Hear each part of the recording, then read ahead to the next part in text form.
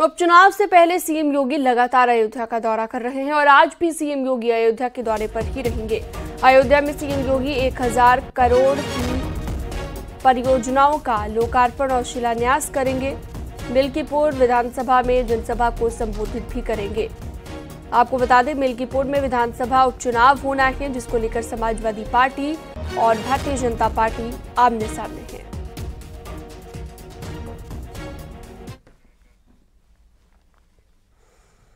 और फिर अयोध्या के बाद सीएम योगी आदित्यनाथ गोरखपुर पहुंचेंगे। दोपहर के बाद करीब 3 बजे गोरखपुर पहुंचने का उनका कार्यक्रम है, जहां पर गोरखपुर में रामगढ़ ताल पर फ्लोटिंग रेस्टोरेंट का उद्घाटन करेंगे। जीडीए की आवासीय योजना ग्रीनवुड अपार्टमेंट के आवंटियों को प्रमाण पत्र सौंपेंगे। रामगढ़ ताल के पास करीब 5.25 एकड़ में ग्रीनवुड अपार्टमेंट बनाया जा रहा है। 375 करोड़ रुपए की लागत वाले इस आवासीय प्रोजेक्ट में 3 BHK के 300, 4 BHK के 179 फ्लैट्स बनेंगे और इस अपार्टमेंट का निर्माण जुलाई 2027 तक पूरा कराने का टारगेट रखा गया है।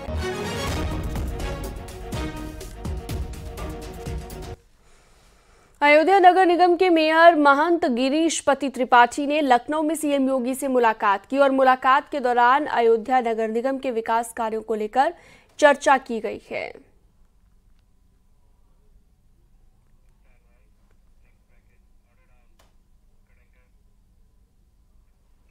और अब बात पीएम मोदी के प्लान एक देश एक चुनाव की। देश में लोकसभा और विधानसभा के चुनाव साथ साथ कराने के प्रस्ताव एक देश एक चुनाव को मोदी कैबिनेट की मंजूरी मिल गई है।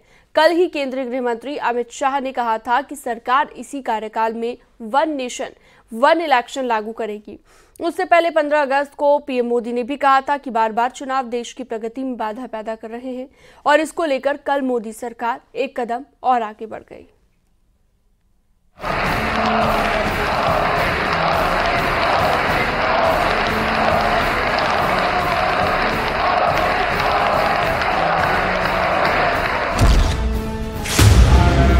माता की जय जगन्नाथ। इस देश ने बार बार चुनाव इस देश की प्रगति में रुकावट बन रही है। 1 नेशन 1 इलेक्शन के लिए देश को आगे आना होगा। सत्ता के सिंहासन पर बैठी मोदी सरकार का तीसरा टर्म 100 दिन बाद उस इम्तिहान को पास करने वाली है, जिसकी सुगबुगाहट शुरू हो चुकी है। देश ने बार बार चुनाव इस देश की प्रगति में रुकावट बन रही है। 1 नेशन 1 इलेक्शन के लिए देश को आगे आना होगा। मोदी सरकार उस दिशा में आगे बढ़ रही है जिससे 1 नेशन 1 इलेक्शन को अमली जामा पहनाया जा सके और इसकी नींव आज पड़ चुकी है। 1 नेशन 1 इलेक्शन प्रस्ताव को मंजूरी मिल चुकी है। मोदी कैबिनेट की बैठक में प्रस्ताव पर मुहर लगी है। बैठक में कोविंद कमेटी की रिपोर्ट को मंजूरी दी गई है। केंद्र सरकार शीतकालीन सत्र में बिल ला सकती है, यानी एक देश एक चुनाव का काउंटडाउन शुरू हो चुका है। यूनियन कैबिनेट में माननीय प्रधानमंत्री श्री नरेंद्र मोदी जी ने एनडीए की सरकार ने 1 नेशन 1 इलेक्शन में जो हाई लेवल कमेटी की रिकमेंडेशंस थी उसको एक्सेप्ट किया है। High level committee recommendations on 1 nation 1 election, on simultaneous elections, those recommendations have been accepted today by the Union Cabinet. दरअसल पूर्व राष्ट्रपति रामनाथ कोविंद के नेतृत्व वाली समिति ने 1 नेशन 1 इलेक्शन की संभावनाओं पर मार्च में अपनी रिपोर्ट सौंपी थी। इस रिपोर्ट में जो सुझाव दिए गए हैं उसके मुताबिक सभी राज्यों की विधानसभाओं का कार्यकाल 2029 तक बढ़ाया जाए। पहले फेज में लोकसभा विधानसभा चुनाव एक साथ हो सकते हैं। दूसरे फेज में 100 दिनों के भीतर लोकल बॉडी के चुनाव हो सकते हैं। चुनाव आयोग सिंगल वोटर लिस्ट तैयार करेगा। हालांकि 1 नेशन 1 इलेक्शन पर सियासत भी शुरू हो चुकी है। जहां कांग्रेस इसके खिलाफ है तो वहीं समाजवादी पार्टी ने इसका समर्थन किया है। ये देखिए, ये प्रैक्टिकल नहीं है और ये चलने वाला नहीं है। ये सिर्फ चुनाव जब बात है, कोई ना कोई कुछ मुद्दा नहीं मिल रहा उनको, ऐसी चीजें बात करने के लिए, इश्यू को डाइवर्ट करने के लिए वो बात करते हैं, और इसीलिए और पूरे देश के लोग कोई मानने वाले भी नहीं हैं। इस पर आगे कार्रवाइयां होनी चाहिए। हम लोग वैसे चाहते हैं कि देश में लोकसभा और विधानसभा के चुनाव साथ में हो। भारतीय जनता पार्टी पिछले 10 सालों से केंद्र की सरकार में है और बार बार ये कह रही है, लेकिन उसकी कथनी और करनी में जमीन आसमान का अंतर है। वन नेशन वन इलेक्शन के लिए सभी राजनीतिक दलों के अलग अलग विचार हैं। कुछ समर्थन में हैं तो कुछ विरोध में। अब ऐसे में जब संसद के शीतकालीन सत्र में इस बिल को पेश किया जाएगा तो विपक्ष के कुछ दल भी आमने सामने होंगे, क्योंकि इंडिया गठबंधन में वन नेशन वन इलेक्शन पर 2 फाड़ है। Bureau report, news 18।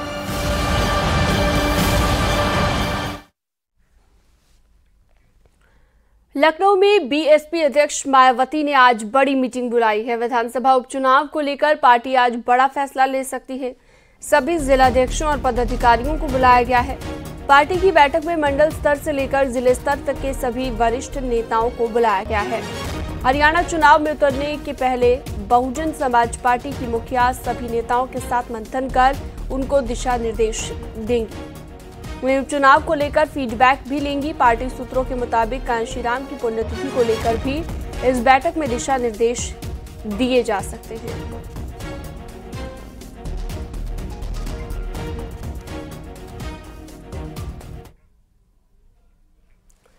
यूपी में होने वाले उपचुनाव को लेकर लखनऊ में कांग्रेस की बैठक हुई। बैठक में प्रदेश कांग्रेस अध्यक्ष अजय राय भी शामिल हुए थे। बैठक में उपचुनाव की सभी सीटों पर तैनात किए गए पर्यवेक्षकों की रिपोर्ट पर चर्चा हुई है। 10 सीटों पर प्रभारियों की नियुक्ति की गई है। कांग्रेस के प्रमुख नेताओं को जिम्मेदारी दी गई है। अजय राय को मंझवा, राजेश तिवारी को फूलपुर, पीएल पुनिया को मिल्कीपुर सीट की जिम्मेदारी दी गई है। बैठक के बाद अजय राय ने कहा कि हम इंडी गठबंधन के साथ 10 में से 5 सीटों पर लड़ना चाहते हैं। हम बीजेपी गठबंधन की जीती हुई सभी 5 सीटों पर चुनाव लड़ना चाहते हैं। साथ ही अजय राय ने कहा कि वन नेशन वन इलेक्शन सिर्फ एक प्रोपेगेंडा है। जैसे हम 5 सीटों का प्रस्ताव केंद्र नेतृत्व को पहले दे चुके हैं। जो भाजपा और गठबंधन की सीटें रही हैं उसको हम लड़ना चाहते हैं। उसका नेतृत्व को हमने अपना सुझाव राष्ट्रीय नेतृत्व को दे दिया है। बाकी निर्णय राष्ट्रीय नेतृत्व को तय करना है। सर, आज वन नेशन वन इलेक्शन को लेकर भी कैबिनेट में उसे मंजूरी दी गई है। इसे किस तरह का फैसला देखते हैं? देखिए, ये केवल और केवल एक, मैं कहूँ तो एक बड़ा प्रोपेगेंडा है। अभी 4 स्टेट के चुनाव होने थे एक साथ, अब वो एक साथ नहीं कराया सरकार ने। कहते हैं पैसा बचेगा, तो आप अलग अलग क्यों करा रहे हो? 2 स्टेट अभी करा रहे हो, 2 स्टेट बाद में कराएंगे। बाई इलेक्शन एक साथ नहीं करा पाए, तो मैं समझता हूँ कि ये केवल और केवल एक प्रोपेगेंडा है और ये केवल एक लोग हेडलाइन बनाने वाला केवल ये कार्य है। सर, अब तक जो चर्चा हो रही है उसमें ये कहा जा रहा है कि 5 सीटों का प्रस्ताव आपने रखा है कि हम 5 सीटों पर। ऐसी कोई संख्या बल के ऊपर में अभी तक कोई भी चर्चा मेरे साथ तो हुई नहीं, उसकी जानकारी मुझे नहीं है। लेकिन हाँ, इसकी संभावनाएं क्या हो सकती हैं उस पर एक प्राइमरी चर्चा हुई है। आगे जो भी डेवलपमेंट होंगे उस आधार पर आगे निर्णय लिया जाएगा। सर, आज वन नेशन वन इलेक्शन को लेकर भी कैबिनेट से मंजूरी मिली है। इसे किस तरह का डिसीजन देखते हैं? देखिए, एक तरफा सिर्फ कैबिनेट की मंजूरी पर्याप्त नहीं है वन नेशन वन इलेक्शन के चलते हुए। इसकी संभावनाओं को लेकर जितने भी विपक्षी दल हैं, जितने भी स्टेक होल्डर्स हैं, जो इसमें उनकी भागीदारी इसमें है, उनकी सहमति और किस प्रकार से ये होगा, किस प्रकार से ये संभव हो सकता है, जब तक वो सब चीज़ें सामने नहीं आती हैं, इस पर मुझे लगता है कि ये भी बहुत ही इनिशियल स्टेज है। आगे जैसे भी डेवलपमेंट होगा तो कांग्रेस पार्टी इस पर अपना पक्ष रखेगी। रायबरेली में कार सवार लोगों ने बाइक सवार युवक को जंगल में ले जाकर जमकर पिटाई की है। युवक ने अपने जूते को चटवाया है, जहां पर दबंगों की दबंगई का ये वीडियो सोशल मीडिया पर वायरल हो रहा है। कार में 6 से ज्यादा लोग सवार थे। मामला ऊंचाहार थाना क्षेत्र के अंतर्गत सवैया राजे गांव का है। बाइक की कार से टक्कर हो गई, जिसकी वजह से कार सवारों ने गुंडागर्दी करते हुए दरिंदगी की। फिलहाल पुलिस ने इस पीड़ित के पिता की तहरीर पर मुकदमा दर्ज कर आरोपियों की तलाश शुरू कर दी है।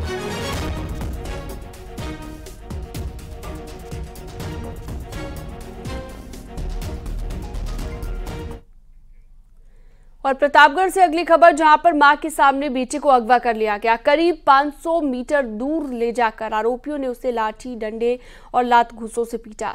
बीच सड़क पर करीब आधे घंटे तक अकरम पर ताबड़तोड़ लाठियां बरसाई गई। इस दौरान अकरम की मां जाहिदा बेटे को बचाने के लिए ग्रामीणों से गुहार लगाती रही। बाद में आरोपी करीब 8 किलोमीटर दूर कंधई के ताला मोड़ पर सड़क के किनारे उसे फेंक कर चले गए।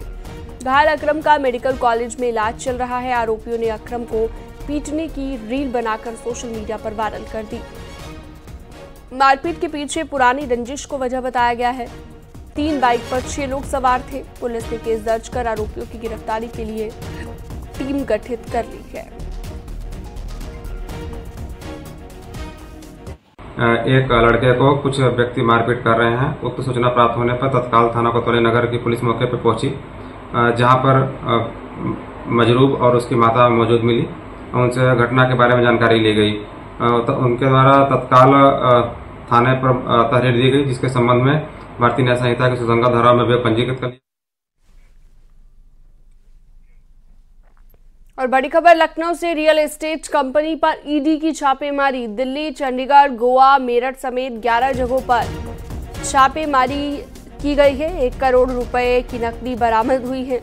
12 करोड़ रुपए के हीरे भी बरामद किए गए हैं। 7 करोड़ रुपए का सोना बरामद हुआ है। रिटायर्ड आईएएस मोहिंदर सिंह के घर से मिले हैं हीरे।